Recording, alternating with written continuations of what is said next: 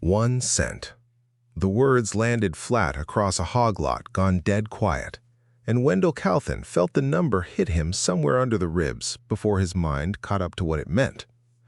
He would spend the rest of that morning waiting for somebody to laugh, and nobody ever did. Coleman County, Texas, September the 20th, 1983. 100 people stood along Del Ashworth's fence line in the late morning heat, and not one of them was bidding $1 more than a penny on anything the bank had come to sell. 3 weeks earlier, none of this had existed yet.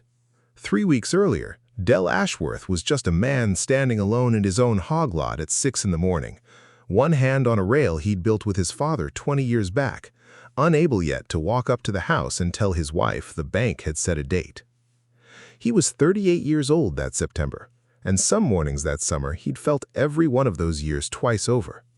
He'd been up most of the night before, lying next to Carol in the dark, both of them keeping still for the other's sake, the way married people learn to when there's nothing left to say that hasn't already been said 6 times over.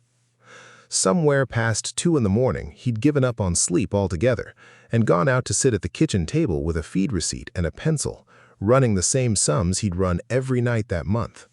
They never once came out different. The radio on the counter stayed off. He couldn't stomach the farm report anymore.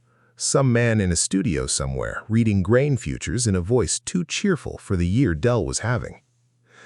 The notice had come 3 weeks prior, a single certified letter he'd signed for himself outside the mailbox before he'd found the words to tell her. He'd stood in the driveway and read it twice, the paper going soft and damp at the corner from his own hand. 90 days, the letter said, though the actual number felt smaller every time Del did the math over again. He didn't mention it at the supper table that night, or the next, or the one after that, until there was no possible way around it. He told her plain, standing at the sink with his back to her, because he couldn't say it looking at her face. 20th of September. The date came out of him flat, like a man reads a sentence he's already read 100 times to himself. That's the date. Carol set her own dish towel down slow against the counter's edge. She didn't ask him to repeat it. She'd known something was coming for weeks, the way a woman knows weather before it arrives, from the particular quality of her husband's silences, the long pauses at supper, the way he'd taken to standing at the hog lot rail some evenings long after there was any real work left to do there. "Okay," she said it soft, and Del would remember that single word longer than almost anything else from that whole autumn. Not because it fixed anything, but because she'd found a way to say it that didn't ask him to be stronger than he had left in him to be that night. She waited until he'd gone back out to check the stock one last time before dark, and only then did she let herself cry, quiet, into the same dish towel, at the same sink, in the particular privacy a farm kitchen offers a woman who doesn't want to be seen needing it. She was 34 that year, and she'd married Del knowing exactly what kind of life it would be. Good years and hard ones both.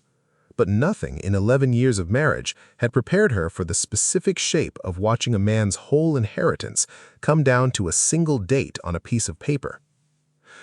Wendell Calthan came to inspect the place on a Tuesday, riding in a bank truck that still had the dealer's paper sticker in the back window, like the truck itself hadn't quite settled into what it was for yet. He was the same loan officer who'd sat across the desk from Del 8 years back and approved the note in the first place, had shaken Del's hand after, called it a good investment in a young family. And now he walked Del's own hog lot with a clipboard, counting animals down a list like a man doing inventory on somebody else's shelf. "You understand this isn't personal, Del." Wendell didn't look up from his clipboard, pen moving steady down a column of numbers. "Bank got rules, same as anybody." Del kept both hands on the top rail, the wood warm already under the morning sun.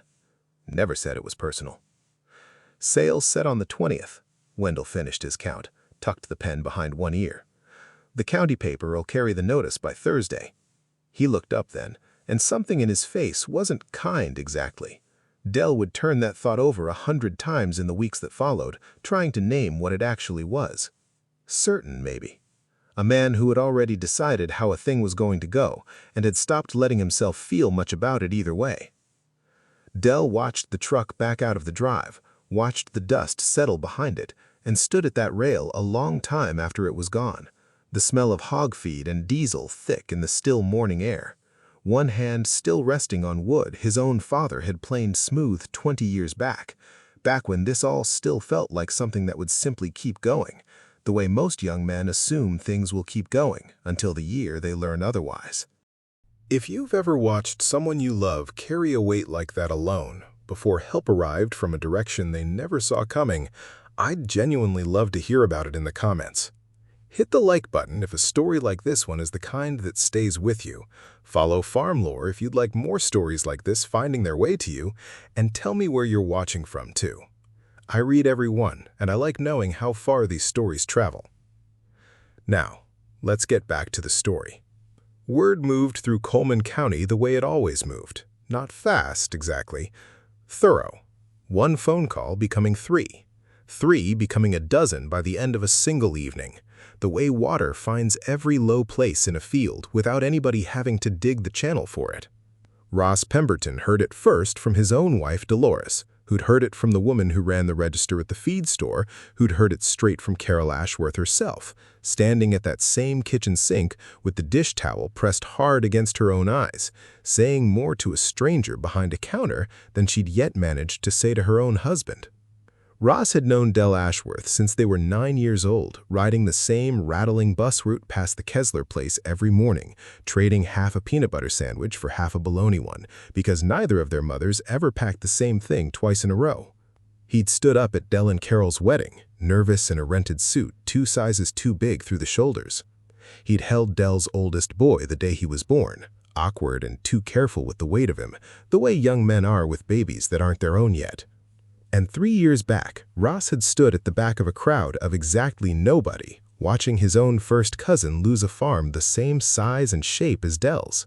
No crowd that day, no help, just Wilbur Pemberton standing alone in his own yard while 2 strangers from the bank loaded a hay baler onto a flatbed without a single word passing between any of them.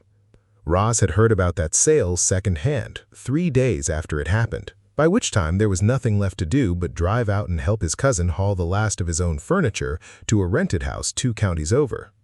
He'd carried that morning around with him since, the way a man carries a stone in his boot that never quite works its way out.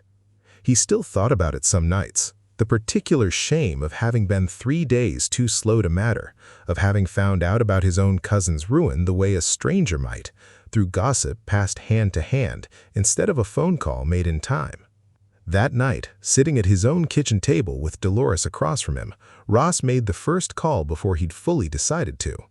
"You heard about Del?" A pause on the other end, long enough that Ross could hear the other man's own kitchen behind it, a chair scraping, a door somewhere closing soft. "I heard. 20th, you in?" There wasn't a pause worth mentioning after that. "I'm in." By the end of that week, 11 men and their families had said the same 2 words back to Ross Pemberton, one after another, each call a little shorter than the last, like the answer had already been decided somewhere further back than any single conversation could account for. Decided, maybe, the same year Wilbur Pemberton lost his own place to a silence nobody had thought to break. The plan, such as it was, took shape over coffee at the feed store the way most real plans in that county took shape. Not written down on anything, not put to a vote, just talked through slow and plain until every man in the room understood the exact size and weight of it without anybody needing to say it twice. Hollis Renner ran that feed store, had run it since his own father passed it down to him, and had a mouth on him most days that got him in more trouble at church than anywhere else. He leaned against his own counter that morning, arms crossed, listening to Ross lay it out. "Bag posts a figure on the notice." Ross turned his coffee cup slow against the counter, not drinking from it, just needing something to do with his hands. "Same as always, just an opening number an appraiser wrote down. Says nothing at all about who does the bidding or how much above it a man's obliged to go." Hollis's grin slowed slow, the kind that started at one corner of his mouth before it committed to the rest of it. "So we bid." "We bid low," Ross said it, not smiling. "A penny on the dollar if that's what it comes to. Nobody outbids a neighbor for any reason. First one of us in on the lot, that's the lot, and it goes right back into Del's name before the ink is even dry on the paperwork." Hollis's grin steadied into something with more iron in it. Bank can't rightly stop a legal auction from going exactly the way a legal auction is meant to go. No, they surely can't. Not if there's nothing filed to stop it. Across the room, an old man named Otis, retired now, though he'd farmed that county 60 years before his knees gave out on him, sat listening from a stool by the window, saying nothing for a long while, working a matchstick slow between his teeth. Y'all understand that man's going to know exactly what's happening to him. A pause. Won't be one thing in the law he can point to and call unfair. That's the whole of it, Otis. Ross met the old man's eyes steady. Nothing unfair about it at all. Just neighbors bidding what they please. Otis nodded slow, the matchstick going still between his teeth, and said nothing further for a good long while. When he did speak again, it wasn't to argue the point further, just to add a fact nobody in the room had thought to ask him for. I was there in '32, he said it plain, like a man mentioning the weather. Different county, different bank. Watched my own place go the ordinary way. No crowd, no nothing. Just men come to load a truck. He worked the matchstick a moment more. Never did forget the quiet of it, the bad kind of quiet. He looked up at Ross. This here is a different kind. Figured I'd come remind an old man what the good kind sounds like before I'm too old to hear either one. Nobody in that feed store said anything to that for a moment. Hollis busied himself with a stack of feed sacks that didn't need restacking. Ross simply nodded once, the way a man nods when a thing has been said that doesn't need an answer, only acknowledgement. Otis was there 3 weeks later, standing along that fence line same as everybody else, and when his turn came to bid, his voice carried just as flat and even as any man half his age. The days between that conversation and the 20th passed slower for some than others. For Ross, they passed in a string of quiet phone calls, each one shorter and more certain than the last, a list growing in the back of a feed store ledger that Hollis kept under the counter and showed nobody. He drove out past 3 counties some evenings after supper, not to talk long with anybody, just to shake a hand and confirm a name and drive on to the next one. The way a man tends fence line before a storm he can already see building on the horizon.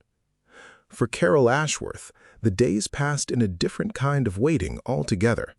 A woman going through the motions of an ordinary life while knowing exactly what date sat circled, unspoken, on the calendar tacked up by the kitchen phone. She kept the house the same as always. She packed Dell's lunch pail the same as always, and some mornings, alone at the sink after he'd gone out, she let herself imagine, just for a minute or two, what the drive to a rented house somewhere might look like, before she made herself stop and go on with the day in front of her instead. Dell himself spent those 3 weeks the way a man spends time he can't quite believe is real yet. He kept working the place same as always, feeding stock, mending the same fence Wendell Calthon had walked past with his clipboard, because there wasn't another version of those days that made any more sense than the one he was living. Some evenings, he'd stand out at that same rail long after the light had gone, one hand on the wood, not thinking anything in particular, just needing to feel that the place was still solid under his palm while it still belonged to him. He didn't know in those 3 weeks what Ross Pemberton and Hollis Renner and Otis Fielder and a growing list of men across 3 counties were quietly arranging on his behalf. Nobody told him. That had been part of the understanding from the very first phone call. Dell Ashworth wasn't to know, wasn't to carry the weight of it, or the risk of it, or the hope of it, until whatever was coming either worked or it didn't. Carol suspected something by the 2nd week, though she couldn't have said exactly what. It arrived in small pieces. The 2nd Sunday after the notice came, Ida Renner took her hand at the church door a moment longer than a Sunday greeting usually asked for, and said nothing at all about the sale, about the date, about any of it. Just held it, steady, the way a person looks at somebody they intend to keep an eye on. Carol drove home that afternoon, turning the moment over, unable to name exactly what she'd felt in it, only that it wasn't pity, and it wasn't quite comfort either. Something underneath both of those, still taking shape, the way a seed takes shape underground long before anybody sees what it's going to become above it. She didn't wait long on that feeling to finish taking its shape. That same evening, once the supper dishes were done, Carol called Ida herself, plain, and didn't ask what was being planned. Some instinct told her that wasn't a door anyone wanted opened yet, but asked instead whether there was anything Ida needed from her, any name Carol herself might still call that nobody else on whatever list existed had thought to reach. Ida was quiet a moment on the line, then gave her 3 names from 2 counties over. Carol called all 3 that same night, in the same flat, steady voice she'd learned, weeks later, standing at her own fence that every other caller in this had used too. Fair morning came hot and still, dust already hanging thick in the air by 9 o'clock, the kind of September heat that Texas doesn't let go of easy. Trucks lined up 2 and 3 deep along the county road well before the appointed hour, more faces than Dell recognized right off, word having traveled further than the county he'd expected it to, out past Coleman into Runnels and Concho both. Families arriving that Dell had maybe shaken hands with once at a livestock show a decade back and never expected to see standing at his own fence. Dell watched them come from the porch step, Carol's hand tight in his, neither one of them yet understanding what they were looking at. He recognized Ross's truck and Hollis's, and then a dozen more he half knew, and a dozen after that he didn't know at all. And something in his chest went very still and very careful, the way a person goes still when they don't yet trust what they're seeing enough to feel anything about it. Wendell Calhoun arrived at 9:30 in a different truck than the one he'd inspected the place in 3 weeks prior. He'd felt something wrong building since the drive out. Too many trucks parked too early along a county road for what should have been an ordinary Tuesday sale. A stillness in the air that read false to a man who'd worked farm auctions 11 years and thought he knew the shape of every kind of morning this job could throw at him. Ross Pemberton stood near the front of the crowd, arms crossed loose over his chest, hat pushed back a little off his forehead, saying nothing at all, watching Wendell the way a man watches weather he already knows the shape of. Purnell Gage cleared his throat and raised his gavel a little past 10 o'clock, calling the first lot on the sheet. A hay baler, decent working condition, an opening figure of $400 penciled in by the bank's own appraiser. "Do I hear 400? 1 cent. Ross's voice carried flat and even across the whole lot, no theater in it whatsoever, the same tone a man might use ordering feed. A ripple of quiet laughter moved through the gathered crowd, not mocking anybody, closer to relief, finding its first honest outlet after 3 long weeks of holding still. Purnell's pen stopped moving on his sheet. He looked over at Wendell, who had nothing useful to offer back in that moment, his own face gone carefully blank. "Sir, the sheet lists 400 as the opening figure." "Opening figure ain't the same thing as a floor, is it? 1 cent's my bid, same as it'll stand, unless there's something filed says otherwise." Purnell checked his own sheet a long, careful moment, running one finger down the margin where a reserve price would ordinarily be noted, and found, same as some part of him had already half expected, that there wasn't one. Not on that lot, and, as he checked further, not on any lot on the whole sheet. "Sir," Purnell said, and there was no pleasure in it, "I don't find a reserve filed anywhere on this. Somebody was meant to file one, same as always. Doesn't appear anybody did." Wendell's jaw tightened.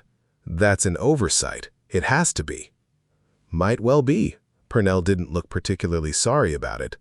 "Wasn't my office filed this sheet, Mr. Coffin. It was yours." He tapped the page once, plain. "Without a filed reserve, the highest standing bid when I bring this hammer down is the sale, same as it's always been in this county, long as I've been running these. Nothing in the law says otherwise, and nothing on this sheet does either." Silence held a beat, then 2, long enough that even the cicadas in the mesquite behind a barn seemed to catch the shape of it. And then Hollis Renner's voice came from further back in the crowd, just as flat, just as unhurried. 2 cents. More laughter now, quiet and spreading like water finding a slope, a current running under the whole gathered crowd, with nowhere honest to go except into that sound, since nobody there had it in them to cheer outright. Not yet, not with Dell standing close enough to hear every bid land. Dell stood frozen at the porch rail through those first two bids, the meaning of what he was watching arriving in him slow, one piece at a time, like a man working out a sentence in a language he half remembers from childhood. Carol's hand found his arm and gripped it, hard enough to leave a mark he'd notice later that evening, and neither of them said a single word to each other through the whole of it, because there wasn't a sentence built yet that could hold what was happening in that yard. It went on that way past 11 o'clock, lot after lot down that impossibly long sheet, penny bids climbing by single cents each time, a new voice arriving from some different corner of the crowd with each fresh item called. A woman's voice, steady and clear, bid 3 cents on a set of hand tools that had belonged to Dell's grandfather, her own hands shaking slightly as she said it, not from doubt, but from how much it cost her to keep her voice as flat and ordinary as everyone else's had been. An old man's voice, Otis Fielder's, the matchstick long since spat out somewhere in the dirt, bid a nickel on a length of fence wire nobody in that whole county could have wanted less.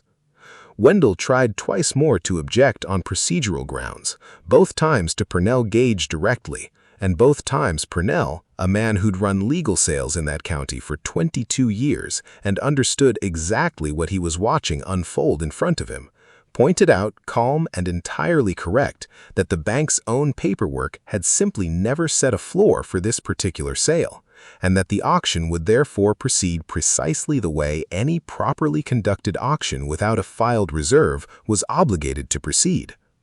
By the 15th lot, something in Wendell had already begun to give. He tried a small joke, something about a fine morning for an auction if a man didn't mind the price, and it landed on nothing at all. No laughter, no reply, the silence holding steady around him like water closing over a stone. That was the first crack Dell noticed in him, though it wouldn't be the last. Somewhere past the 30th lot, Dell watched something shift in Wendell that he'd remember clear the rest of his life. The clipboard hand had gone still against Wendell's own leg, the pen no longer moving at all, his eyes fixed on some middle distance well past the crowd rather than on the sheet directly in front of him. A man arriving, slow and unwilling, at an understanding he couldn't yet find any way to put a stop to. Dell didn't feel triumph watching that. He felt something closer to grief for the both of them, though he never could explain that particular feeling to anybody afterward, not even Carol. The hogstock came up somewhere past the 40th lot. 3 head that Dell had raised from weanlings, and for the first time all morning, Dell's own composure nearly broke. He hadn't expected the animals themselves to undo him the way the equipment hadn't. There was something about watching a man he'd never met, a stranger who'd driven in from Reynolds County on nothing but a phone call passed hand to hand, bid 3 cents on a sow Dell had bottle-fed as a piglet that reached somewhere in him the machinery hadn't touched. His throat closed once, sudden and complete, and he had to look down at his own boots a long moment before he trusted his face again. Carol felt his arm go tight under her hand and said nothing, just held on tighter herself, the two of them standing together at that rail the way they'd stood at it 100 ordinary mornings before, except that nothing about this particular morning was ordinary at all. 20 minutes passed that way.